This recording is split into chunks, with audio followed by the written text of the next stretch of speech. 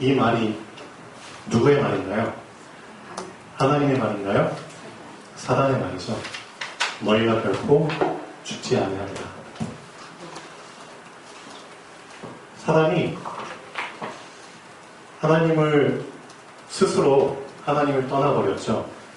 사단이 스스로 교만해져서 사실 우리 사람에게 너 하나님처럼 될 수 있어 라고 그 생각을 줬지만 그 생각을 사실 자기 자신에게 먼저 주입한 놈입니다. 나 스스로 하나님처럼 될 수 있어. 스스로 교만해졌죠. 그래서 스스로 하나님을 떠나버린 놈입니다. 하나님을 떠나서는 절대 살 수 없는 존재입니다. 누가? 모든 피조물. 그렇죠. 모든 존재하는 것들은 다 존재하게 하신 분이 있잖아요. 그렇죠? 그래서 우리 하나님의 이름, 여호와라는 이름의 뜻이 모든 존재하는 것을 존재하게 하는 자라는 뜻이 있잖아요. 그렇죠? 이게 여호와 하나님의 이름입니다. 그 이름 안에 우리 모든 존재하는 피조물들의 근본이 다 들어있습니다. 그렇죠? 하나님이 이미 창조하실 때 모든 피조물들은 다 하나님을 떠나서는 살 수 없어. 그렇죠? 어떤 존재로 만드셨냐? 하나님을 절대적으로 의존해야지만, 그렇죠? 하나님께 의지해야지만 생명을 유지할 수 있는 존재로 만드신 겁니다. 그 안에는 누구도 포함되어 있죠? 영적 존재, 천사들도 포함되어 있거든요. 맞죠? 하나님이 사람 만드시기 전에 천사들을 먼저 만드셨죠. 그렇다면 그 천사들도 분명히 알 수 있을 겁니다. 나의 생명 활동의 근원이 누구에게 있다? 창조주 하나님, 여호와 하나님께 있다. 근데 그 중에 한 놈, 그렇죠? 루시퍼라는 하나님의 찬양을 맡은 천사장이, 그렇죠? 정말 어떻게 보면은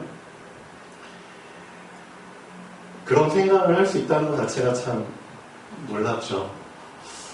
내가 하나님처럼 될 수 있다. 하나님을 떠나서 또 나는 살 수 있어.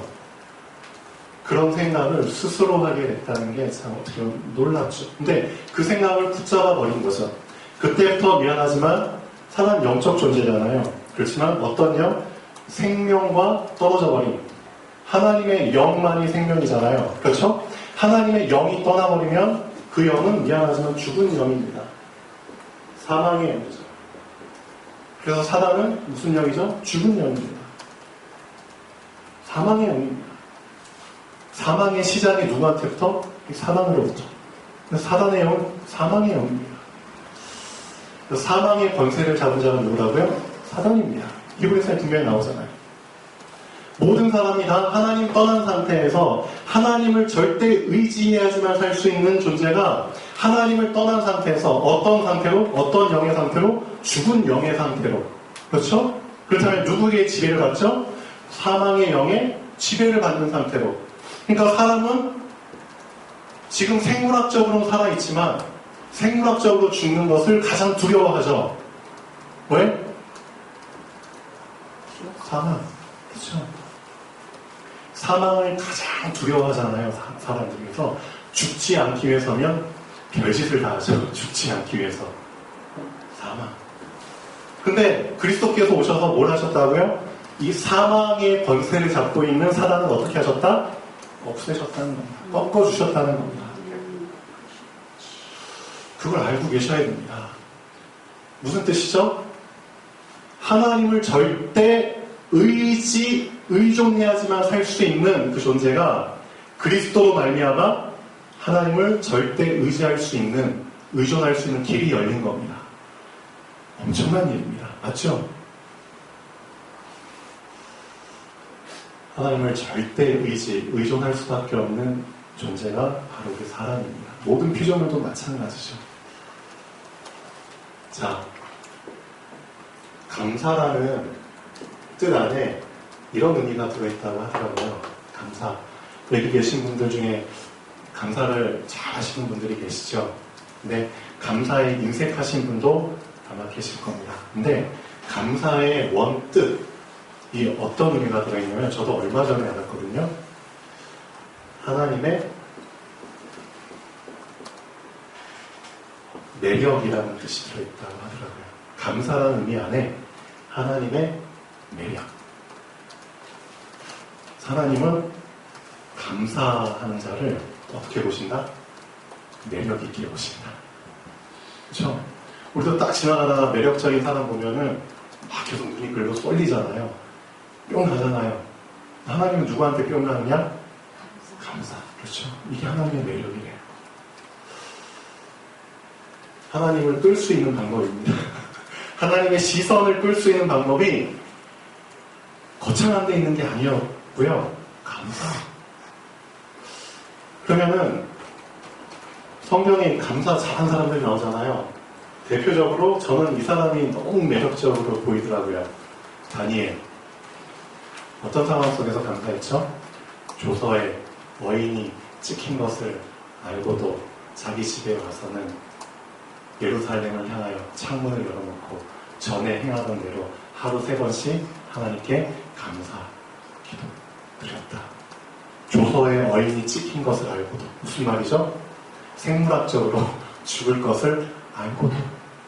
근데 상관없죠. 왜? 다니엘의 영은 살아있으니까. 그렇죠? 영적 생명을 주관하시는 창조주 하나님. 그렇죠? 하나님을 절대 의존할 수밖에 없는, 그렇죠? 그 존재라는 사실을 놓치지 않았잖아요. 그 사람이 진짜 어떤 상황 속에서도 감사를 놓치지 않은 사람입니다. 영적 생명이 더 중요합니까? 생물학적인 생명이 더 중요합니까? 영적 생명이 더 중요하죠. 그렇죠? 근데 생물학적 생명이 더 중요하다고 그 관점을 바꿔버린 그 사건이 창세기 3장입니다. 창세기 3장은 그래서 우리가 절대 놓쳐서는 안 됩니다. 성경의 가장 핵심 중의 핵심이 창세기 3장에 나옵니다. 하나님을 절대 의존해야지만 살 수밖에 없는 존재가 하나님 떠나서도 살 수 있어. 너가 하나님처럼 될 수 있어. 완전히 사망의 관점을, 그렇죠? 사망의 관점을 붙잡도록 해준 그 사건이 창세기 3장이거든요. 사단이 준 관점입니다. 그래서 많은 사람들은 이 관점을 붙잡고 태어나죠. 하나님 떠난 상태에서 태어난다는 게 이 관점을 붙잡고 태어난 거예요. 그래서 스스로 내가 하나님인 것처럼 스스로 뭐하죠? 스스로 선택하죠. 스스로 결정 내리죠. 스스로 자기 삶을 개척해 나가죠. 다 스스로 합니다. 또 좀 부족하면 사람의 의견 듣죠. 사람의 의견은 그 사람은 또 스스로 선택하는 사람이잖아요. 스스로 결정 내리는 사람. 그 사람이 남에게 또 도움을 주죠. 결국은 스스로 내가 하나님인 것처럼. 사단에 완전히 그 속임수에 걸려가지고 사단이 준 관점을 그대로 붙잡고 그대로 지금 살아가고 있는 겁니다. 그게 창세기 3장입니다. 결국은 그 끝은 뭐죠? 사망. 알고 계셔야 됩니다. 얼마나 정말 많은 사람들이 지금 이렇게 살고 있잖아요. 아까 렘넌트 이럴 때도 말씀드렸지만 영 있다는 것 자체를 모르죠. 그러니까 영적 생명, 영적 사망 몰라요. 그러니까 많은 하나님 떠난 불신자들의 기준은 그거예요. 내가 생물학적으로 살아있으니까 난 지금 살아있는 거야. 내가 생물학적으로 죽으면 난 그때 죽는 거야. 그냥 그 관점으로 살고 있다니까요.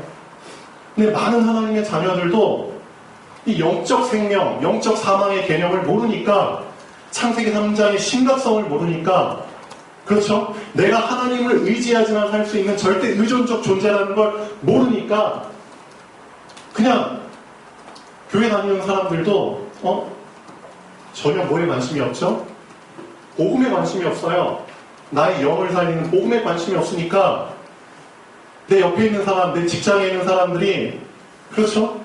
영이 죽든 살아있든 상관없죠. 저 사람 그냥 생물학적으로 살아있잖아. 그냥 살아있는 거야.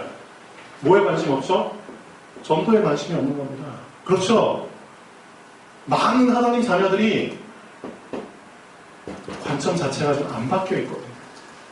분명히 예수 그리스도를 믿을 때 죽은 영이 살게 되는 거잖아요.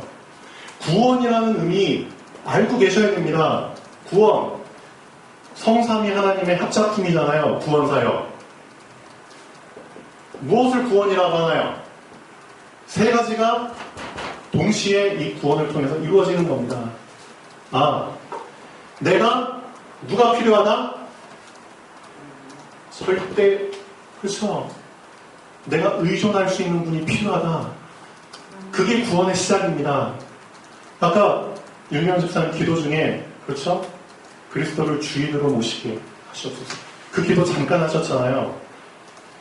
마태복음 16장 16절 이 고백이 왜 중요한지 아십니까? 베드로는 세 가지를 고백한 겁니다. 첫 번째, 저에게는 주인이 필요합니다. 전 주인이 없으면 살 수 없는 존재입니다. 내가 스스로 하나님인 것처럼 살려고 해봤는데 안 되잖아요. 그렇죠? 하나님인 것처럼 내 스스로 잘난 체하면서 살아봤는데 내 인생 아니잖아요. 그렇죠? 항상 많은 문제와 두려움과 불안과 염려와, 그렇죠? 그 안에서 계속 스트레스, 그렇게 살고 있는데 내가 하나님이면 다 해결돼야 되잖아요. 그게 아니잖아요. 그래서 내린 결론, 나는 누가 필요하다? 주인이 필요하다. 그게 구원의 시작입니다. 나는 주인이 필요합니다. 그 주인이 누구? 그렇죠. 그래서 주는 그리스도십니다. 첫 번째, 주인이 필요한데 그 주인이 누구다? 그리스도다. 내가 붙잡아야 될 주님은 그리스도십니다. 크게 담겨 있는 겁니다. 그 주인을 그리스도로 붙잡았을 때, 세 번째, 살아계신 하나님, 창조주 하나님의 모든 것을 다 끌어당길 수 있는 그 통로가 아들이잖아요. 그렇죠? 살아계신 하나님의 아들, 아들에게 주신 권세, 어떤 권세 주셨죠? 하늘과 땅의 모든 권세, 누구에게? 아들에게. 그렇다면은 내가 이 그리스도를 붙잡았을 때 이 그리스도를 통해서 창조주 하나님의 모든 것이 다 나에게, 그렇죠? 그리스도를 통해서 나의 모든, 그렇죠, 것을 채워줄 수 있는 그 통로가 되시는 겁니다. 이걸 고백한 겁니다. 베드로가. 저는 주인이 필요합니다. 근데 그 주인은 바로 내 앞에 계신 당신 예수 그리스도십니다. 당신이 나의 그리스도 주인이 되었을 때 하나님은 당신을 통해서 하늘에 속한 모든 것을 다 나에게 끌어다 주십니다. 그렇죠? 이 고백입니다. 이 고백이 구원입니다. 진짜. 그렇죠? 그래서 요한복음 1장 12절 영접하는 자 뭐죠? 그 이름을 믿는 자에게는 뭐? 하나님의 자녀가 되는 뭘? 권세를 주셨습니다. 창조주 하나님의 모든 것을 끌어다 쓸 수 있는 아들이신데 내가 그 그리스도를 모셔드렸을 때 나도 뭐가 된다? 아들, 자녀가 된다는 겁니다. 엄청나죠? 그 권세가 나에게도 똑같이 자녀가 되는 뭘? 권세를 주셨습니다. 이게 구원입니다. 엄청난 권세 주셨는데 모르잖아요. 왜 모르죠? 구원을 어떤 개념으로 생각하고 있죠? 영적 개념이 아니라 생물학적 개념으로 자꾸 생각하는 거예요. 그냥 구원은 구원이고 지금 나는 먹고 살기 바빠. 아직까지도 창세기 3장에 사단이 준 그 속임수, 그 개념이, 그 기준이 아직까지도 내 안에 남아있는 거예요. 그 기준이 남아있는 상태에서 말씀을 들어본들 말씀을 영적으로 이해하게 되나요? 아니죠. 말씀을 계속 세상적으로 육신적으로 이해하게 됩니다. 알고 계셔야 됩니다. 그래서 가장 시급한 급선무 하나님께서 그렇죠? 나를 영적 존재로 만드셨다는 것. 내가 구원받았다는 것은 나의 영이 살았다는 것.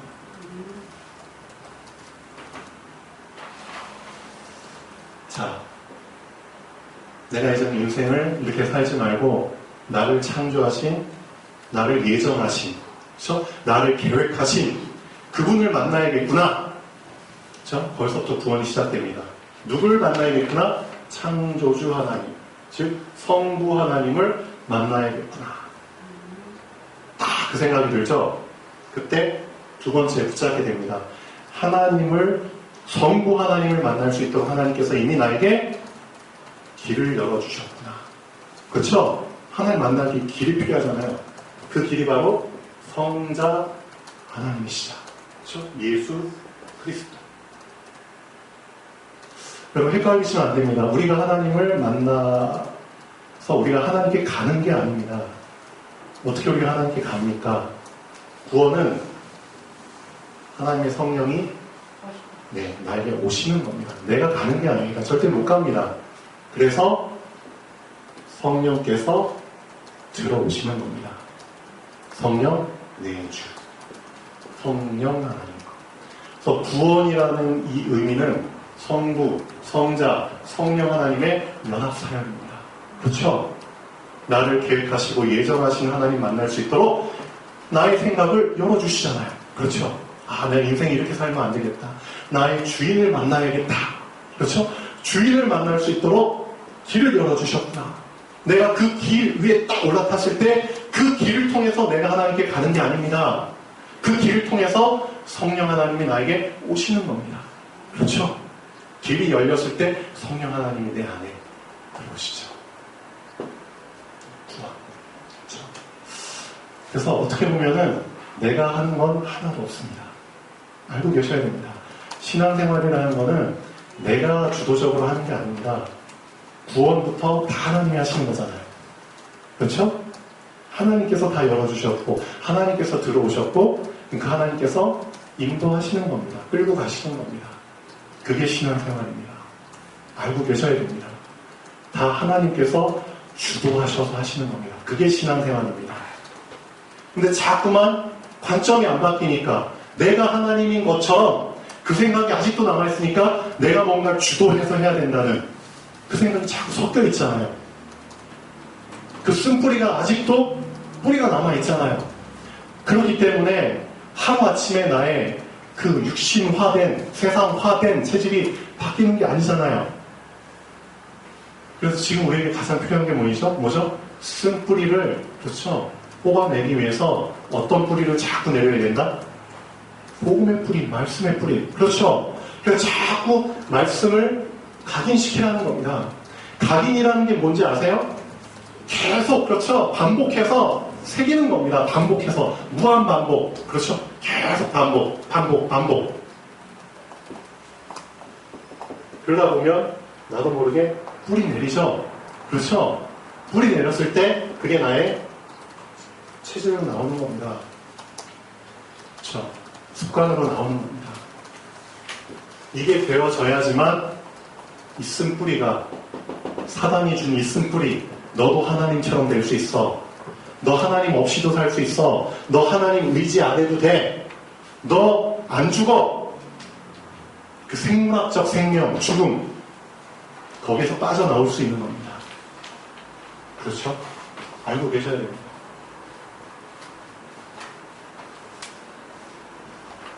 아까 누가복음 잠깐 얘기했는데요. 3장인가요? 잠깐 보시죠.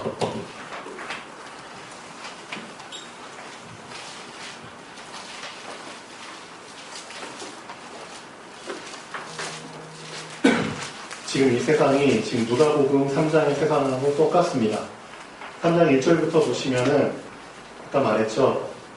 세상은 지금 세상 방식대로 잘 살고 있는 것처럼 보이죠. 하나님 없이도 우리는 잘 살고 있어. 우리가 뽑은 왕이 있거든. 우리가 뽑은 총독이 있거든. 우리가 뽑은 제사장이 있거든. 그러니까 그들, 그렇죠? 울타리 안에서 우리는 잘 살고 있어. 지금 세상 똑같죠? 디베랴 가이로가 통치한 지 15년 됐을 때 본디오 빌라도는 어디의 총독이고 뭐 헤롯은 어디의 왕이고, 그렇죠? 똑같죠? 지금 트럼프는 미국의 대통령이고 문재인은 한국의 대통령이고 아베는 일본의 총리고 시진핑은 중국의 총리고 주석이고, 그렇죠? 마크롱인가? 프랑스 대통령이고 뭐 존슨 영국 총리고 지금 나름대로 세상 잘 돌아가고 있잖아요. 세상의 통치자들 다 세워놓고. 근데 미안하지만 뭐만 없죠? 뭐만 없죠? 예, 하나님의 말씀만 없어요. 말씀이 없다는 건 뭐가 없죠? 생명이 없는 겁니다. 영이 죽어버린 세상에서 사망의 영 속에 잡힌 사람들이 통치하는 겁니다. 그렇죠? 그 안에서 다 사람들이 그냥 물고 뜯고 하면서 그냥 살아가는 겁니다. 네, 하나님의 말씀이 어디 임하죠? 님들의. 누구에게 임하죠? 세례 요한에게. 세례 요한이 어떻게 태어났는지 다 알고 계시죠? 어떤 일을 해야 되는 사람인지 알고 계시죠? 하나님의 말씀이 세례 요한에게 임합니다. 어떤 말씀이 임했는지 붙잡으셔야 됩니다. 왜? 여러분에게 임한 말씀이기 때문입니다.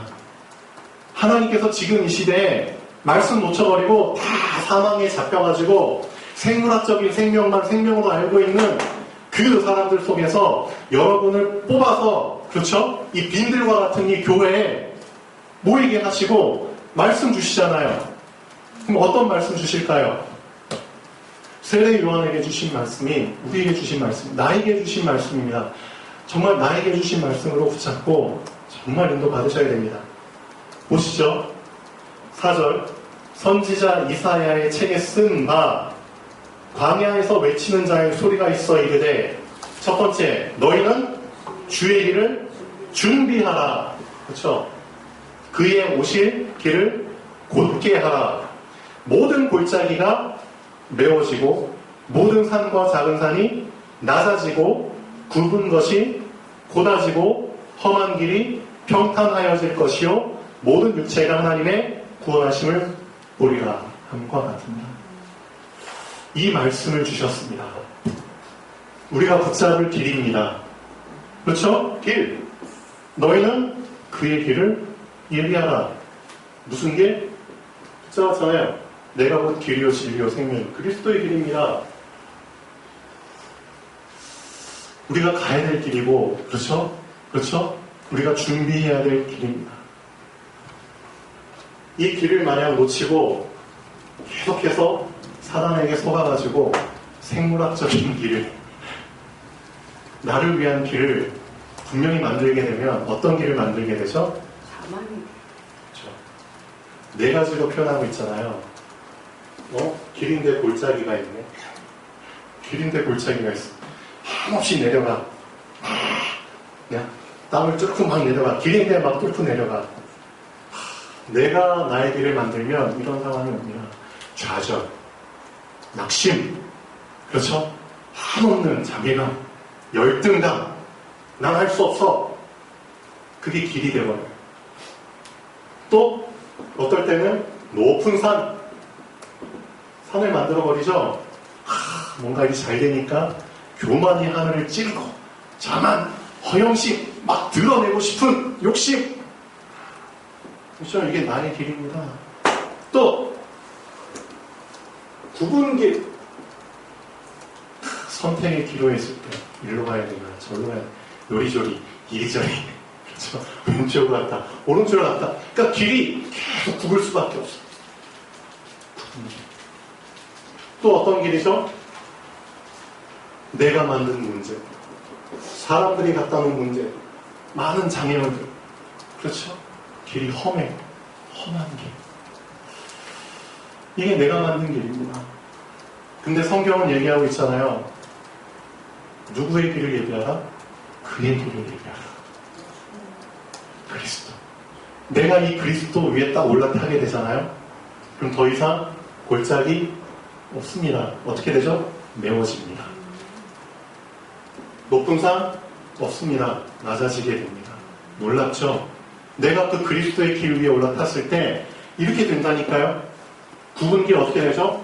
쫙 펴집니다. 그렇죠? 험한 길 어떻게 되죠? 다 제거됩니다. 그리스도 안에는 이런 것들이 없습니다. 내가 예비해야 될 길입니다. 하나님이 나에게 주신 길입니다.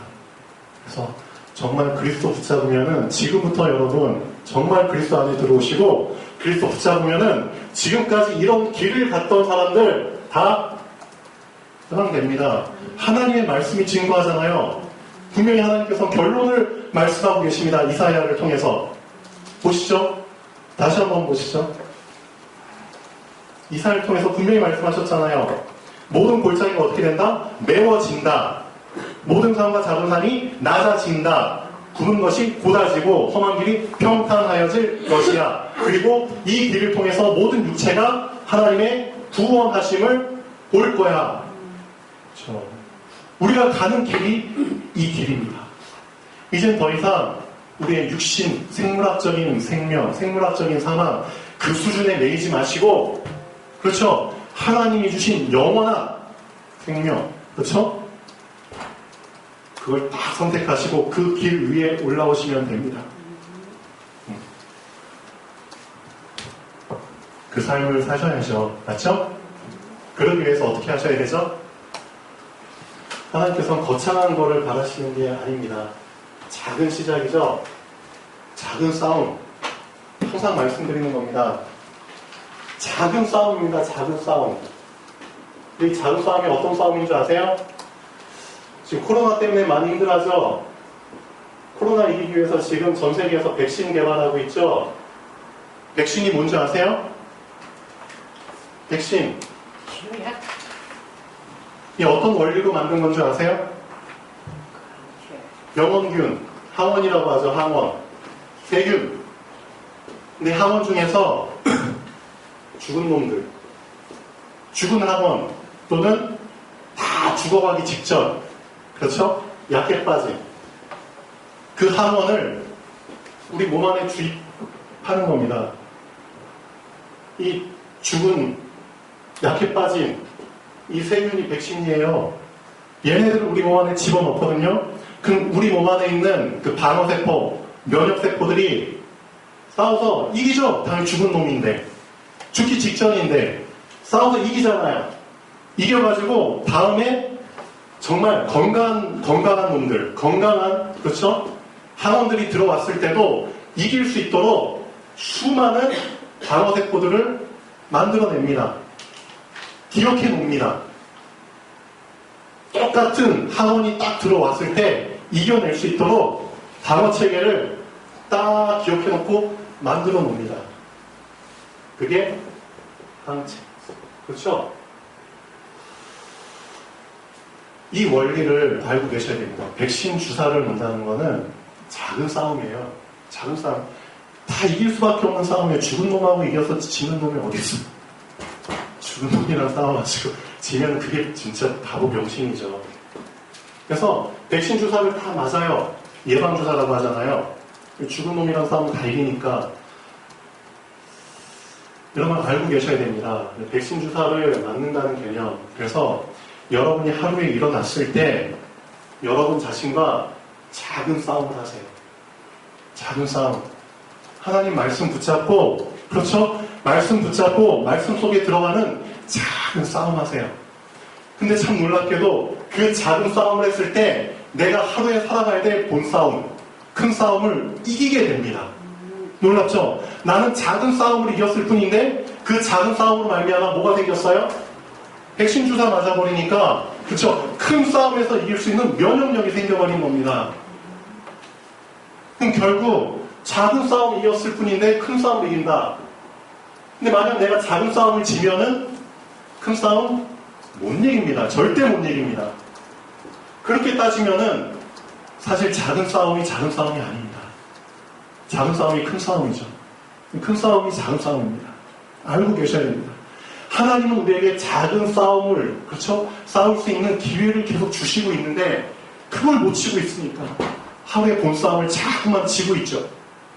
작은 싸움 이기십시오. 하루 일어나서 10분이라도 좋으니까, 30분이라도 좋으니까 하나님이 우리에게 백신 주사 놔주신다고 하시잖아요. 주사 맞으십시오. 영적인 백신 주사, 말씀의 주사 쫙 맞으시면은 하루에 본 싸움 이길 수 있습니다. 성경에 사단이 주는 이런 말도 안 되는 거짓말 속지 마십시오. 백신 주사 맞아야지 이런 말이 안 속잖아요. 너희가 결코 죽지 아니하리라. 아니죠.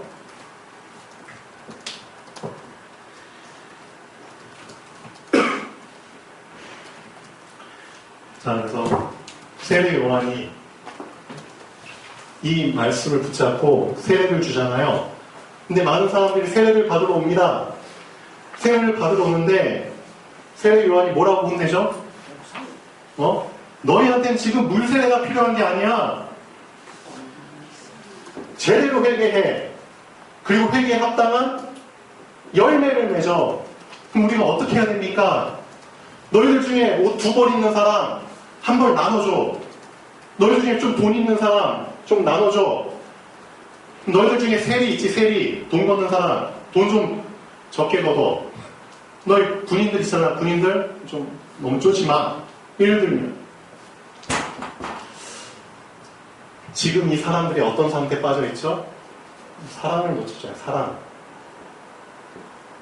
사랑을 놓쳤잖아요. 놓치니까 2벌 있는 거 남에게 안 주잖아요. 자기한테 돈 많이 있는 거 남들한테, 가난한 사람들, 힘든 사람들한테 안 풀잖아요. 왜? 사랑이 없으니까. 그럼 언제부터 이 사랑을 놓쳤죠? 창세기 3장. 선악과 먹어버리니까 하나님이 더 이상 사랑의 대상이 아니라 어떤 대상? 그렇죠. 내가 피해야 될 두려움의 대상으로 바뀌었잖아요. 사랑을 놓쳐버리게 된 겁니다. 이 사랑에게 속아버리니까. 그리고 하나님께서 사랑하라고 주신 누구? 아담에게 누구 주셨죠? 하와. 사랑하라고 주신 그 여자를 어떤 대상으로 바꿔버렸죠? 선악과 먹으니까 나의 책임을 전가할, 그렇죠. 그 대상으로 이 여자가 먼저 먹었어요. 사랑하면 감싸줘야 되잖아요. 더 이상 이제 사랑의 대상이 아닙니다. 그렇죠? 내 책임을 회피할, 전가할 대상. 내가 이용해 먹어야 될 이용의 대상. 내가 정복하고 다스려야 될, 그렇죠? 그런 대상, 이용해 먹고. 내가 경쟁해야 될 경쟁의 대상. 내가 질투해야 될 질투의 대상으로 바뀌어버린 거잖아요. 그런 생각 속에서 너희가 물세례만 받으면 무슨 소용이 있느냐? 회개에 합당한 열매를 맺어라. 그렇죠? 사랑. 세례받는 지금 근본을 얘기하는 겁니다. 사랑. 회개에 합당한 열매, 사랑. 창조주 하나님은 사랑이셔. 그 사랑 때문에 누굴 보내주셨어? 그리스도를 보내주신 거예요. 그분을 맞이할 준비를 해야지. 지금 누가복음 3장에서는 이걸 얘기하고 있는 겁니다. 자, 사실 이게 우리에게 주신 말씀이죠. 우리도 마찬가지잖아요. 내 옆에 저 사람이 영이 죽든지 살든지 전혀 관심도 없이 그 사랑이 없는 거잖아요. 사랑 놓쳐버린 거잖아요. 그럼 나만 잘 살면 되고 나만 건강하면 되고 그게 다를 바 어디 있어요. 그 세례 요한한테 세례 받으러 온 사람들의 그 상태하고 지금 우리 상태하고 전혀 다른 게 없잖아요. 나만 문제 없으면 다 문제 없는 것처럼 보이고 그게 아니잖아요. 그래서 진짜 하나님의 사랑을 받은 사람은 그렇죠? 정말 하나님의 생명을 받은 사람은 바뀝니다. 전도하지 말라고 해도 전도 붙잡게 되고요. 하나님 그 사람을 통해서 많은 생명을 살리십니다. 창세기 3장은 정말 중요합니다. 우리의 모든 관점이 이 사건으로 인해서 바뀌게 됐잖아요. 자, 그래서 절대 속으면 안 됩니다. 뱀이 여자에게 이르되 너희가 결코 죽지 아니라. 생물학적인 죽음이죠. 너희가 그것을 먹는 날에는 너희 눈이 밝아져 하나님과 같이 된다. 속임수죠. 선악을 알 줄 하나님이 아십니다. 이 선악을 알게 된 그 순간부터 우리의 관점이 어떻게 바뀌었죠? 내가 좋으면 다 좋은 거고 내가 싫으면 다 싫은 것처럼 되어버렸어요. 맞죠? 내 마음에 들면 다 마음에 드는 거고 내 마음에 안 들면 다 안 드는 거예요. 이때부터 이 기준이 들어와 버린 거예요. 그렇죠? 하나님께서 창조하셨을 때 어떻게 보면은 그렇죠. 예쁜 꽃들도 만드시고 보기에 예쁘지 않은 꽃들도 만드셨겠죠. 근데 그때는 그런 기준이 없었거든요. 다 하나님 보시기에 선한 꽃들이에요. 맞죠? 키 큰 것들, 키 작은 것들, 그렇죠? 뚱뚱한 것들, 날씬한 것들 다 하나님 보시기에는 선악의 구분이 없어요. 근데 우리가 선악과를 먹은 그 후부터 그 기준이 그냥 우리에게 다 생겨버린 거잖아요. 저 사람은 뚱뚱해. 저 사람은 말랐어. 저 사람은 뭐 키가 커. 작아. 그 뒤에는 다 우리 편견 들어있잖아요. 이게 창세기 3장 사건입니다. 근데 그 모든 것들 속에서 이제 우리가 정말 그리스도 붙잡고 회복되잖아요. 기준이 바뀌어진다니까요. 모든 것 속에는 하나님의 선한 뭐가 들어있다? 계획이 들어있다. 그렇죠. 그래서 사람을 볼 때 이제 선입견, 편견, 착각, 오해 안 해요. 왜? 하나님의 선하심 들어있습니다. 그게 원래 하나님이 창조하신 그 창조의 사람으로 회복이 되는 겁니다. 그리스도 붙잡을 때, 주인으로 붙잡을 때. 결론 보시겠습니다. 생명과 죽음에 대한 관점이 바뀌어버린 것이 가장 큰 문제입니다. 그렇죠? 절대 속으면 안 됩니다. 하나님이 말씀하시는 영적 생명을 사단에게 속아서 생물학적인 생명으로, 하나님이 말씀하신 영적 죽음을 사단에게 속아 생물학적 죽음으로 해석해버린 겁니다. 그래서 말도 안 되는 설교하시는 분들이 계세요. 어떤 교회 목사님들이 진짜 그래요. 창세기 3장을 어떻게 설교하는 줄 아세요? 선악과 따먹었는데 아담과 하와는 안 죽었네? 하나님께서 너무 사랑하셔가지고 그냥 하나님께서 뜻을 돌이키셨어. 그렇게 설교하는 분도 계시다니까요? 영적으로 완전히 무지한 사람들이 지금 목회자님들 하시는 분 많거든요. 이 관점을 가지고 사람은 태어나고 자라고 살다가 죽습니다. 그 관점 속에서 목회자가 되어본들 육의 설교를 하는 거잖아요. 사단의 설교를 하는 거잖아요. 사단이 준 이 관점이 완전히 각인 뿌리 체질된 상태로 평생 사는 것입니다. 결국 사단의 함정 속에서 인생이 어떻게 되죠? 완전히 잡혀버린 노예 상태가 되는 것입니다. 이것을 바꾸기 위해 하나님은 그리스도를 보내신 것입니다. 이 그리스도가 나에게 각인, 뿌리, 체질될 때 관점이 완전히 회복이 되는 겁니다. 이 관점이 회복돼야지만 생각이 회복이 됩니다. 그렇죠? 생각이 회복돼야지만 삶이 회복되는 겁니다. 삶이 회복되어야지만 증인의 삶이 시작되는 겁니다. 삶이 회복도 안 되는데 증인의 삶 천만의 말씀입니다. 증인의 삶이 시작돼야지만 열매를 맺게 됩니다. 어떤 열매?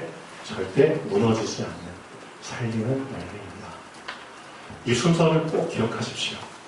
순서를 절대 놓치시면 안 됩니다. 기도하시겠습니다.